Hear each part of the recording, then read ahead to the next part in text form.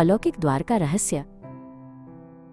शिलालेख पर लिखा था, जो सत्य, साहस और करुणा से भरा हो वही द्वार पार कर सकता है। आदित्य ने इसे पढ़ा और अपने दोस्तों की ओर देखा। तो दोस्तों, अब क्या करें? तनय ने पूछा। उसकी आवाज में थोड़ी घबराहट थी। क्या मतलब, क्या करें? चलो, पारखी ने उत्साह से कहा। दादाजी कहते थे कि सच्चा दिल ही इसे खोल सकता है। हमें कोशिश करनी चाहिए। आदित्य ने सहमति में सिर हिलाया। पारखी सही कह रही है, हमें अंदर जाना होगा। तीनों दोस्त एक दूसरे का हाथ पकड़कर गुफा के अंदर चले गए। अंदर अंधेरा था और हवा में एक अजीब सी ठंडक थी। कुछ दूर चलने के बाद उन्हें सामने एक चमकदार रोशनी दिखी। रोशनी के पास पहुंचते ही उन्होंने देखा कि वो एक प्राचीन मशाल थी जो अपने आप जल रही थी। मशाल के ठीक नीचे जमीन पर एक पहेली लिखी थी, सत्य की पहचान कैसे करोगे जब झूठ मीठा लगे।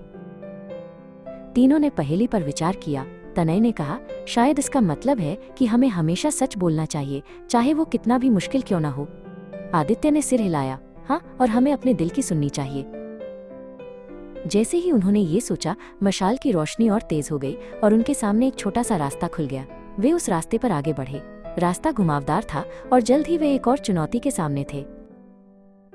इस बार उनके सामने एक गहरी खाई थी जिसके पार जाने के लिए सिर्फ एक पतली रस्सी थी। साहस की परीक्षा। पारखी फुसफुसाई, कौन पहले जाएगा? आदित्य ने गहरी सांस ली। मैं जाऊंगा। उसने रस्सी को कसकर पकड़ा और धीरे धीरे खाई पार करने लगा।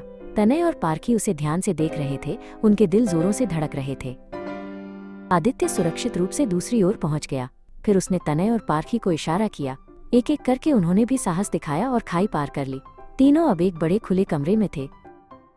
कमरे के बीच में एक विशाल चमकदार दरवाजा था जो किसी अलौकिक शक्ति से जगमगा रहा था।